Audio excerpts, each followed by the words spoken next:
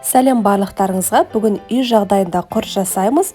Өзімнің тәсілмен бөлісемін. Бізге керегі сүзбелі ірімшік, яғни творожный сыр. Оның жасалу жолын алдыңғы видеода көрсеттім, және де описаниеда ссылкасын қалдыратын боламын. Осындай марлы немесе матада суы барлығы шыққанша 2-3 күндей тұруы керек. Мен 2,5 күн ұстадым. Осылай құрғақ болып шығады. Сол кезде дәміне қарай тұз саламыз. Қолымызбен жақсылап тұзды араластырамыз.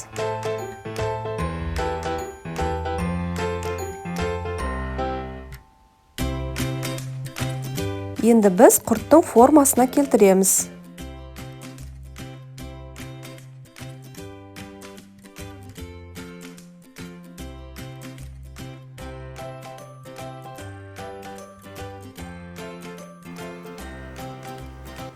Осылай алып алдық қой. Бұның да айналдырудың бір жолы бар болғанда әдемі дөңгелек болып шығу үшін ең бірінші алақанымызбен орта жағынан шамалы қатты басып айналдырамыз. Сол кезде ішкі жағы нығыздалып әдемі шығады. 1-2 рет қатты басамыз айналдырып, одан соң алақанның жан жағымен айналдырамыз. Тағы да 1 рет ішкі жағымен басамыз да, тағы да жан жағымен осылай айналдырамыз. Осы процесті 2 рет жасасаңыздар, құрттарыңыз дөңгелек болып, іші бос болмай әдемі шығады. Ең соңында алақанымыздың жан жағымен жаймендеп басып айналдырамыз. Сол кезде сіздердің құрттарыңыз осылай дөңгелек әдемі болып шығады.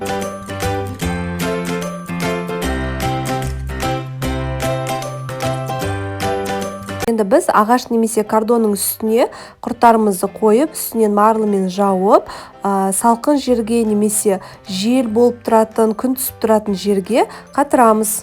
Кемінде 1 апта немесе 10 күнге кептіреміз. Мен уақыт аз болғандықтан 3-4 күн ғана кептірдім. Соның өзінен біздің құртымыз өте керемет болып шықты. Міндетті түрде үй жағдайында осылай жасап көруді ұсынамын. Магазиннен сатып алмай, үй жағдайында өздеріңіз жасаңыздар. Сіздермен бірге болған Арайдың асханасы. Видео ұнаса лайк басып, комментарий қалдыруды ұмытпаймыз. Келесі видеода кездескенше.